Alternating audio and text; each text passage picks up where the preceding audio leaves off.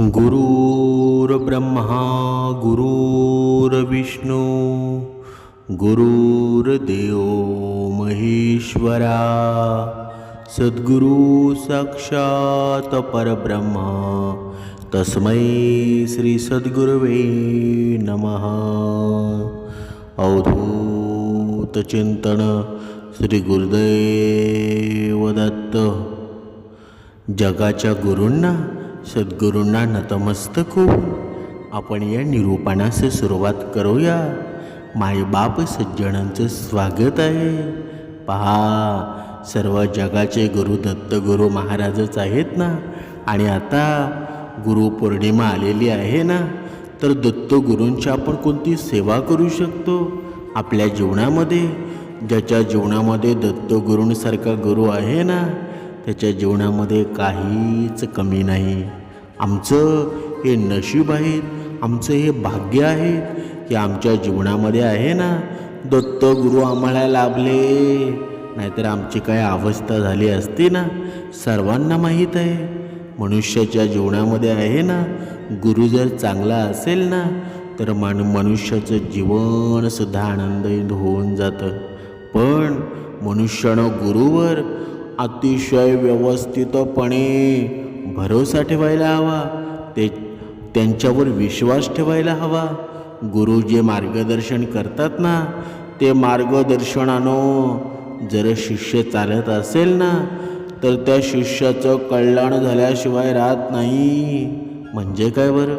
म्हणजे गुरूंनी जी गोष्ट सांगितली ना, कोणतीही गोष्ट सांगितली तरीही तिला नकार न देता आपण ती सातत्यपूर्ण पूर्ण करणं हेच शिष्याचं कार्य असतं ना।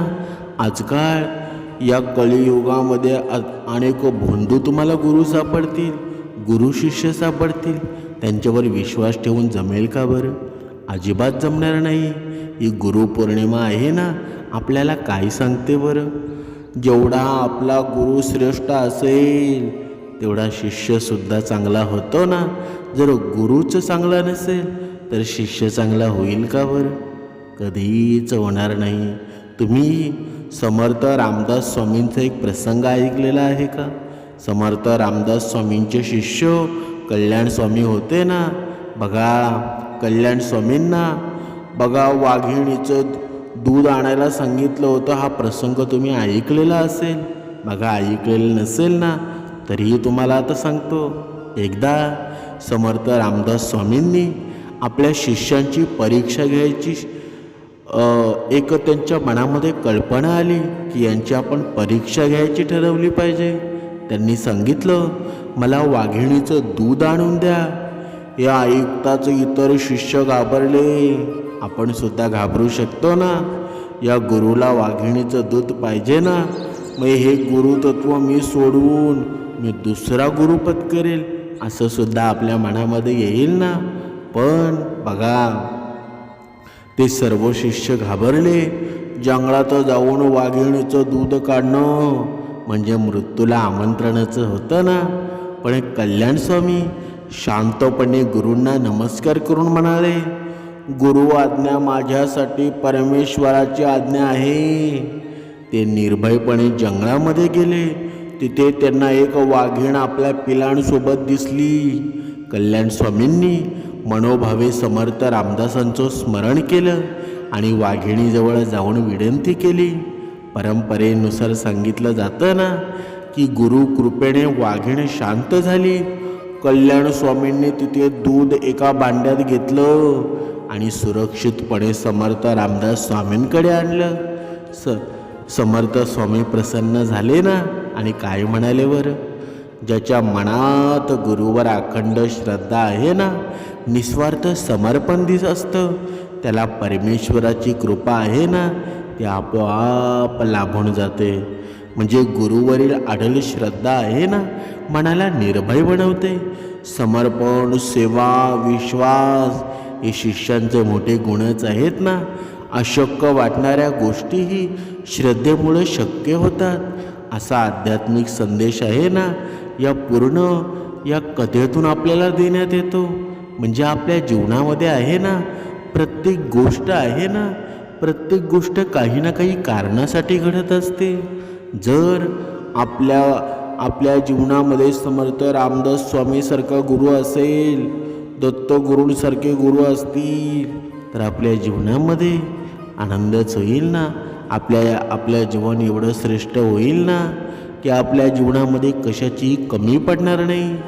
समर्थ रामदास स्वामींचा आणि कल्याण स्वामींचा दुसरा एक खूपच शाब्दिक असा प्रसंग आहे बघा. एकदा समर्थ रामदास स्वामी आपल्या शिष्यांसोबत प्रवास करत होते. वाटेत त्यांना आंब्याचं झाड दिसलं आणि झाडावर सुंदर पिकलेले आंबे होते. समर्थांनी शिष्यांना विचारलं, कोण जाऊन ते आंबे आणेल बरं. बघा, पण झाड खूप उंच होतं ना, त्यांच्या फांद्या कमकुवत होत्या, त्यामुळं इतर शिष्य घाबरले. कल्याण स्वामी पुढे आले.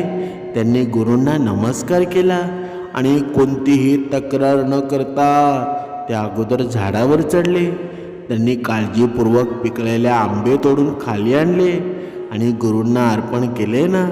रामदास स्वामी हसले आणि म्हणाले, गुरुची सेवा करताना अडचणींचा विचार न करता विवेकानं आणि श्रद्धेनं काम करणारा शिष्य खरा शिष्य असतो ना. म्हणजे कल्याण स्वामींनी ते आंबे प्रथम गुरूंना अर्पण केले. त्यानंतर समर्थांनी ते सर्व शिष्यांना वाटले आणि सांगितलं, सेवा, नम्रता, आज्ञा पाळन यामुळं गुरुकृपा प्राप्त होते ना. म्हणजे आपण यामधून बोध काय घ्यायचा बरं? गुरु सेवा ही निस्वार्थ असावी. भीतीपेक्षा श्रद्धा मोठी असते. सेवेत अहंकार नसावा. गुरुची आज्ञा विवेकानं आणि समर्पणानं पाळावी ना. पण आजकाल आपल्याला हे दिसतं का बरं? अजिबात दिसत नाही. कारण ते का दिसत नाही बरं? कारण भोंदूगिरी भरपूर झालेली आहे. भगवंताचं नामस्मरण अजिबात नाही. फक्त देखावा झालेला आहे ना. अंतरंगाची भक्ती नाही, ती बाह्यरंगाची भक्ती झालेली आहे. दुसऱ्यांना कसं दाखवणं, मी किती मोठा आहे, मी किती श्रीमंत आहे, मी किती मोठा महंत आहे. आजकाल महंत पदवी कोणीही कोणाला लावून घेतं. कोणी बोलण्याची गरज राहिलेली नाही. स्वतःला महंत म्हणतो आणि लहान मूळ आपल्या घरात आल्यानंतर त्याच्याशी भांडायला सुरुवात करतो. त्याला कुत्रा, गाय एखादी आपल्या अंगणामध्ये आली ना, त्याला तो भाकरी देत नाही. तर तू महंत आहेस का बरं? तुझ्या जीवनामध्ये तू महंत कधी म्हणवशील? जेव्हा तुला या पृथ्वीवरचे सर्व प्राणी मात्र एक समान दिसतील, तुझ्या या वैखरीमध्ये गोडवा असेल, तेव्हाच तू खरा संत होशील ना. तेव्हाच तू खरा भक्त होशील, नाहीतर तू होशील का बरं? जेव्हा समर्थ रामदास स्वामींनी कल्याण स्वामींना सांगितलेले प्रत्येक कार्य अतिशय व्यवस्थितपणे करायचे, हाच खरा शिष्य असतो ना, जो गुरुचा आज्ञेचं पालन करतो. म्हणून आपल्या जीवनामध्ये आहे ना, समर्थांनी सुंदर असं वर्णन केलेलं आहे. गुरु म्हणोनी जो कोणी, त्यासे नमावे भावे मणी. गुरु कृपेणे जीव प्राणी, पावती परमार्थ. म्हणजे गुरुला मनापासून नमस्कार करावा. गुरुच्या कृपेनं जीवाला परमार्थाचा मार्ग सापडतो ना. पण मनुष्य मात्र नमस्कारही करत नाही. गुरुकडून फक्त फायदा होण्याची तो वाट बघत असतो. एकदा त्याचा फायदा झाला ना, तर गुरु कोण आणि मी कोण गुरुला सुद्धा विसरून जातो. म्हणजे शिष्य असावा कसा? शिष्यानं गुरुच्या पावलावर पावलं ठेवून चालावं. गुरुने सांगितलेली ती प्रत्येक गोष्ट ऐकावी. नाहीतर गुरुचा गुरु होऊन फायदा आहे का बरं? आजचा शिष्य आहे ना, ज्या गुरुकडून शिकतो ना, त्याचं गुरुचा गुरु होतो. मग त्याची गुरु किल्ली जास्त वेळ टिकेल का बरं? कधीच टिकणार नाही. गुरुला आहे ना, आपल्या प्राणापर्यंत नतमस्तक व्हावं. गुरुशिवाय भगवंताची प्राप्ती नाही हे ज्याला कळालं ना तोच सर्वात सुंदर श्रेष्ठ झाला. गुरु आहे ना, गुरु असल्याशिवाय भगवंताची प्राप्ती होत नाही. ही गोष्ट मनामध्ये पक्की तुम्ही निर्माण करून ठेवा आणि मग भक्तीला सुरुवात करा. तुम्ही म्हणाल की जर भगवंताची मी एवढं नामस्मरण करतो मग मला गुरुची काय गरज आहे बरं. नामदेवांच्या बाबतीत सुद्धा हेच घडलं होतं ना. नामदेव विठ्ठल विठ्ठल तर नामदेवांशी पांडुरंग बोलायचा.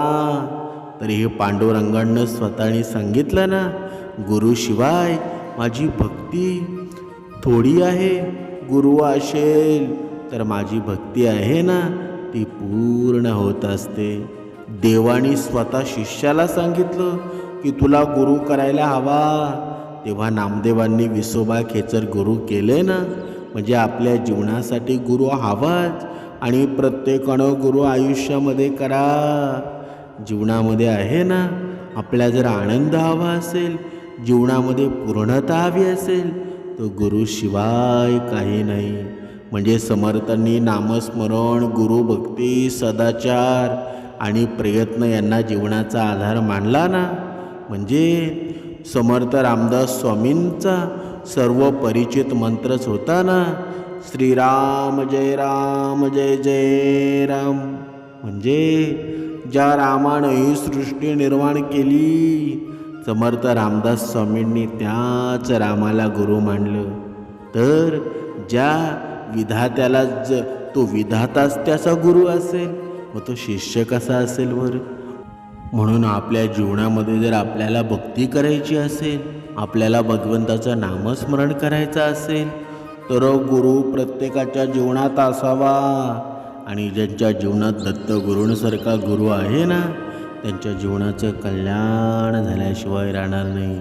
म्हणून गुरु हाच देव आहे हे समजून आपण भक्ती करावी. आपलं कल्याण झाल्याशिवाय राहणार नाही. अवधूत चिंतन. श्री गुरुदेव दत्त.